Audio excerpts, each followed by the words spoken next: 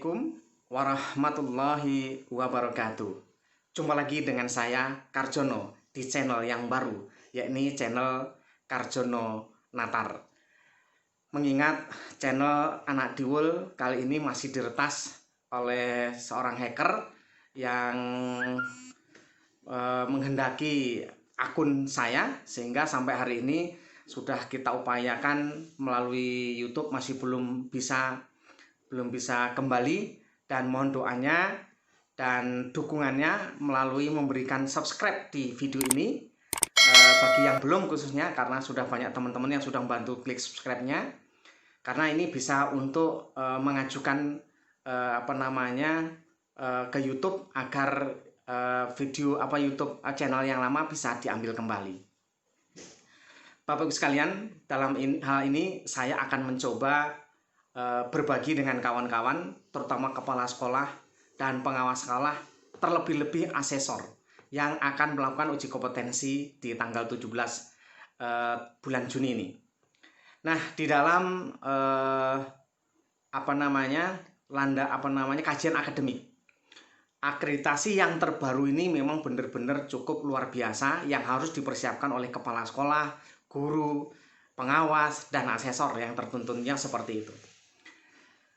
Landasan filosofis yang pertama akan saya bahas, karena ini pun udah cukup lumayan banyak, jadi mungkin nanti akan saya berbagi. Ada beberapa landasan, ada landasan filosofis, ya kan, kemudian ada landasan sosiologis dan lain sebagainya. Tapi khusus yang video ini saya akan membahas landasan filosofis, itu pun mungkin waktunya cukup lumayan panjang. Bapak sekalian, kalau kita lihat bahwa sekolah pada dasarnya merupakan lembaga layanan kepada masyarakat.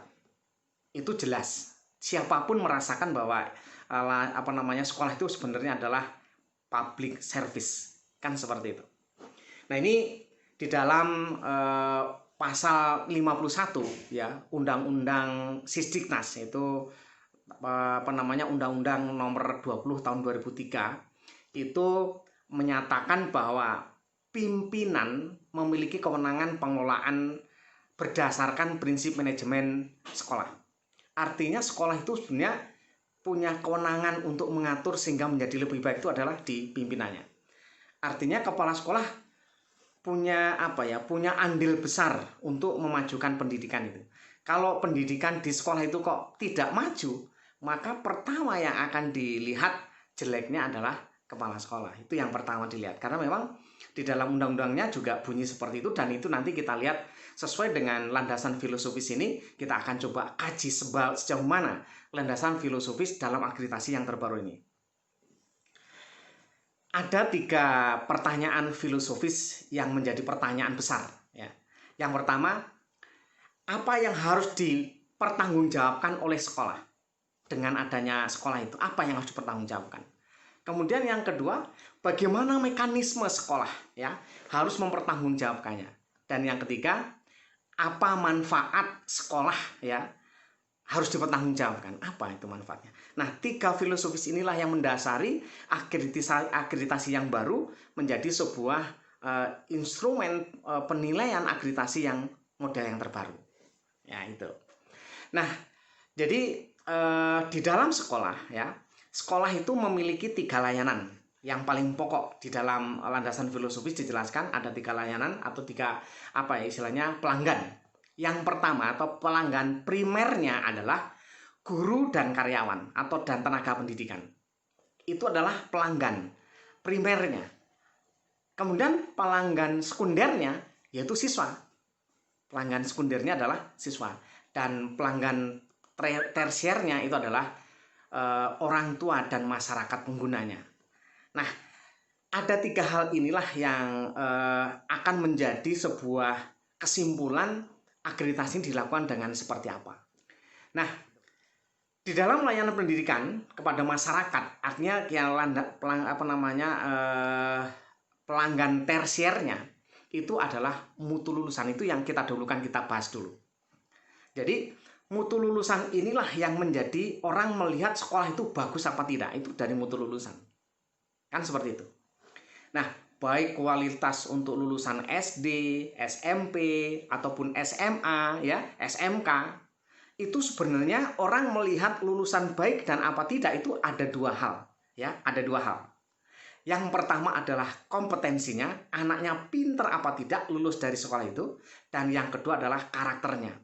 Anaknya itu baik-baik apa tidak, jujur, disiplin, ya, kemudian kuat, ya, tertib dan lain sebagainya.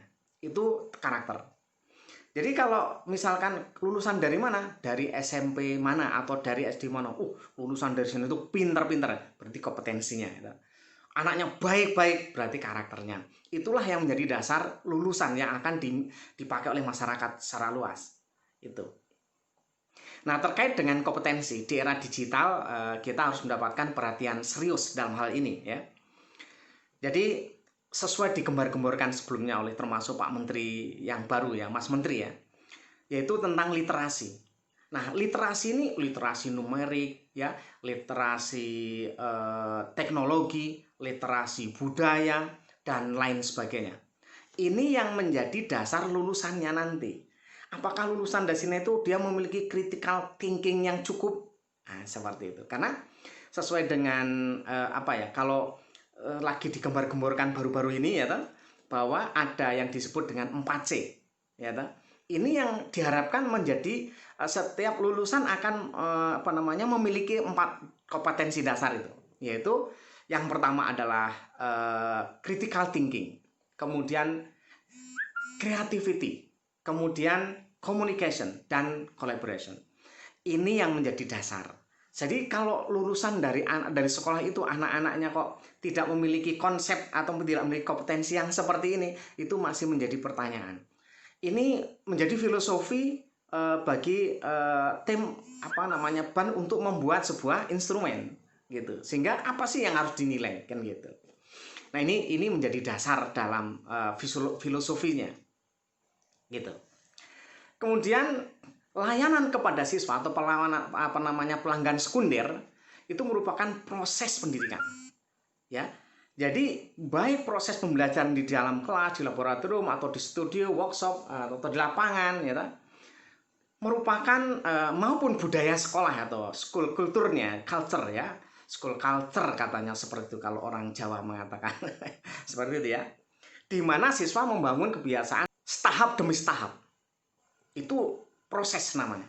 Sehingga proses pembelajaran ini menjadi dasar dalam penilaian. Gitu, dalam penilaian akreditasi. Oleh karena itu dalam akreditasi kualitas proses pembelajaran itu menjadi sesuatu yang diperhitungkan. Itu landasan filosofisnya. Ya kan? Sekarang budaya sekolah itu merupakan faktor dominan untuk membentuk karakter siswa. Jadi bagaimana sekolah itu membentuk karakter siswa, pembiasaan yang terjadi di sekolah, itu akan menjadi ketika dia lulus menjadi anak yang baik atau yang tidak di sekolah. Itulah yang menjadi namanya proses pembelajaran. Jadi, ya, yang pertama adalah lulusannya, ya, lulusan atau mutu lulusannya akan menjadi perhatian dalam penilaian akreditasi, dan yang kedua adalah proses pembelajarannya. Nah, ini yang menjadi konsekuensi dalam akreditasi yang akan dilakukan nanti. Kemudian proses pendidikan itu baik proses pembelajaran maupun budaya itu merupakan hasil kinerja guru. Sekarang begini, kalau dari guru mungkin ada dua hal yang bisa dilirik, ya. Yang pertama adalah dalam sekolah itu cukup nggak jumlah gurunya, itu yang pertama. Dari segi jumlahnya. Kemudian pertanyaannya, apakah kalau jumlahnya cukup terus kinerjanya bagus? Belum tahu, belum tentu, kan gitu.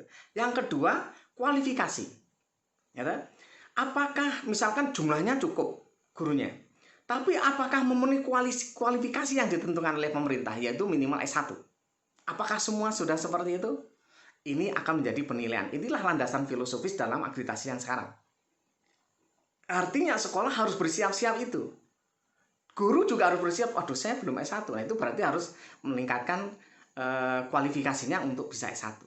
Dan itu menurut aturan sih harusnya tahun 2015 kemarin, ya, harus sudah S1 semua.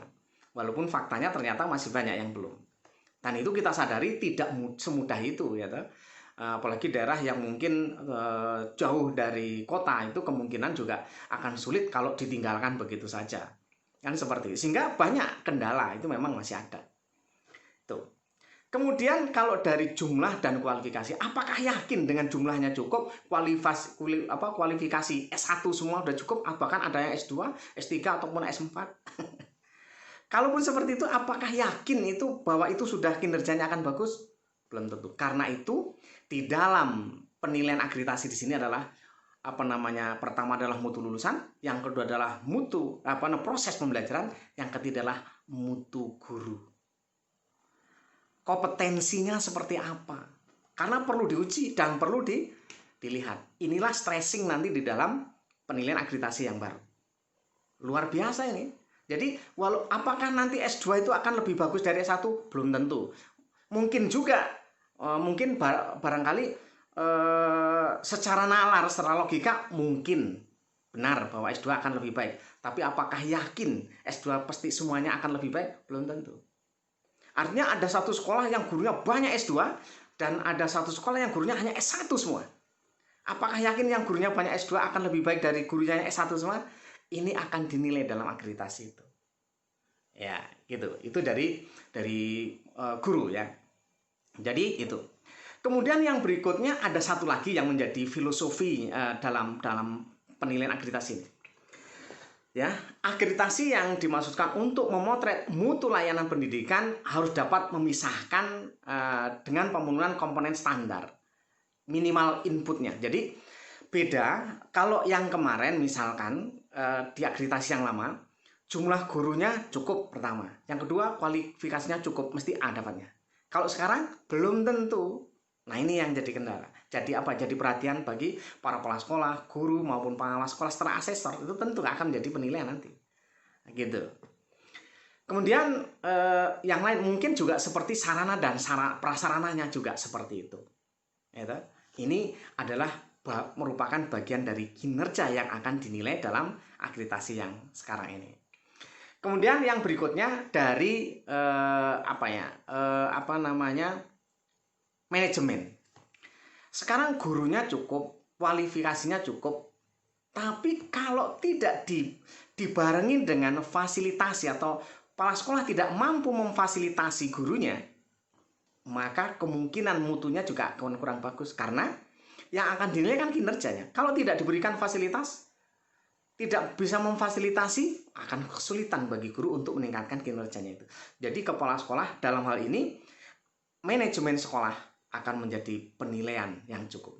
Karena di dalam penilaian nanti termasuk kepuasan guru, kepuasan tenaga kependidikan, kepuasan masyarakat, dan kepuasan siswa itu akan dinilai. Misalkan begini, apakah menurut Anda kepala sekolah Anda sudah bisa melaksanakan tugas dengan sebaik-baiknya? Nah, di sini akan menjadi dasar dalam penilaian. Ya. Nah, ini nanti menjadi sesuatu bahwa manajemen sekolah itu menentukan baik tidaknya akreditasi itu. Bahkan di dalam ketentuan, sudah saya sampaikan di sebelumnya, syarat untuk bisa akreditasi itu yang kedua, kepala sekolah harus itu harus memiliki NRKS. Artinya sudah mengikuti diklat calon kepala sekolah. Lulus dan mendapatkan sertifikat itu. Kalau belum, menurut aturan yang baru itu tidak bisa diakreditasi. Nah, seperti itu. Jadi kesimpulannya Bapak Ibu sekalian bahwa di dalam akreditasi yang baru itu nanti ada 4 yang akan dinilai. Yang pertama adalah mutu lulusan, kemudian yang kedua adalah proses pembelajaran, dan yang ketiga adalah mutu guru, yang keempatnya adalah manajemen sekolah. Ini akan menjadi sasaran dalam akreditasi. Data memang diperlukan, tapi stressing dalam penilaiannya adalah mutunya, gitu. Nah, ngomong-ngomong dengan mutu lulusan, ini yang pertama nanti Bapak Ibu terkait dengan mutu lulusan nanti akan dinilai karakter siswa, ya kan? Kemudian kepuasan masyarakat. Itu contohnya begini, dia kerja di mana, dia sekolah di mana. Ini maka bagi para wakil kepala sekolah bidang kurikulum khususnya harus menyiapkan data itu. Kalau ditanya sekolahnya lulusan di mana, waduh nggak tahu, lebih nggak jelas lagi sekolahnya ini nanti. Ya, karena itu saya menyarankan nanti saya akan coba di video berikutnya akan membuat sebuah instrumen bagaimana kita mengelola lulusan ini sehingga bisa kita dapatkan datanya setiap saat. Itu tentunya harus dengan data online. Kalau enggak, sulit bagi Bapak Ibu sekalian. Nah, dengan online itu bisa diakses siswa lulusan kita. Semua alumni itu bisa mengakses itu. Jadi dia bisa memberikan bahwa dia sekarang tugas di mana atau kerja di mana, itu akan ketahuan di situ. Itu adalah data. Artinya harus mempersiapkan itu. Maka cara yang paling gampang nanti menggunakan Google Form. Itu yang paling gampang. Karena kita bukan IT. Kalau IT mungkin bisa desain sendiri sehingga akan lebih bagus. Silakan, itu akan lebih bagus. Tapi kalau tidak, setidaknya kita dengan Google Form pun sudah cukup bisa mendapatkan data yang valid, yang bagus, yang ya akurat kan seperti itu. Karena yang isi adalah siswa sendiri. Nah gitu. Nah mudah-mudahan ini memberikan manfaat pada teman-teman semuanya. Tetap semangat, termasuk saya menggugah diri ya dengan kondisi sekarang sedang down ya karena dihack sampai sekarang udah kita ajukan ke YouTube masih belum clear ya. Kita sudah minta bantuan teman-teman supaya kredibilitas akun ini nanti bisa membantu untuk mengangkat channel yang sudah tenggelam itu. Ini mudah-mudahan bisa memberikan manfaat yang lebih baik. Itu yang bisa saya sampaikan kepada Bapak Ibu semuanya. Sekalian saya pun juga belajar sebagai asesor bahwa tanggal 17 akan diuji, yaitu tentang landasan filosofi ini. Ada beberapa yang sudah saya sampaikan tadi. Itu sekali lagi jangan lupa bantu saya Bapak Ibu, karena ini adalah akun baru yang tentunya masih baru merangkak ya. Tolong bantu saya, walaupun yang dulu sudah subscribe, kalau sekarang jelas beda. Kalau sekarang masih merah, maka tolong bantu saya klik subscribe, kemudian like dan lonceng, serta share pada kawan-kawan yang lain, terutama pada kepala sekolah yang harus mempersiapkan dan tidak bisa dipersiapkan dalam waktu sekejap. Karena akreditasi ini nanti setiap tahun akan menginput data. Dari sekarang harus dipersiapkan oleh guru. Wakakurikulum harus menyiapkan tugas guru, 5 pokok yang harus disiapkan oleh guru, oleh wakakurikulum, ya kan? Kemudian wakakesiswaan, semua, apalagi wakakesiswaan cukup berat karena tentang budaya dan karakter nanti ada di kesiswaan. Banyak sekali yang harus dipersiapkan oleh kawan-kawan semuanya. Sukses selalu, tetap semangat. Mohon maaf kalau ada kata-kata yang kurang berkenan, dan mohon maaf sekali lagi, mohon maaf, dan saya akhiri. Assalamualaikum warahmatullahi wabarakatuh.